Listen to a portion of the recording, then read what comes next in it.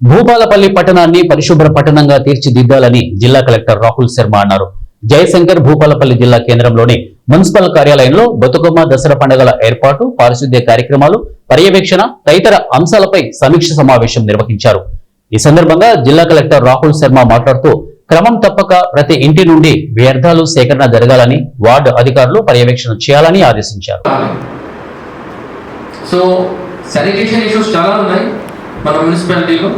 So మీరు అందరు ward officers మీ వార్డ్లో తిరగాలి అండ్ అన్ని మీరు శానిటేషన్స్లో ఎక్కడైనా ఉంటే మీరు శానిటేషన్ సూపర్వైజర్ ద్వారా మీరు అది అన్ని క్లీన్ చేయాలి.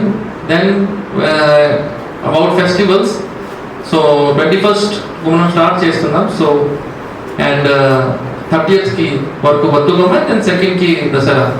సో మొత్తం మీరు అరేంజ్మెంట్స్ ముందు అరేంజ్మెంట్ తయారు చేయాలి. Should not be at the last మూమెంట్కి చేయకండి. ముందు అన్ని లొకేషన్స్లో మీరు ముందు విజిట్ చేయాలి. అక్కడ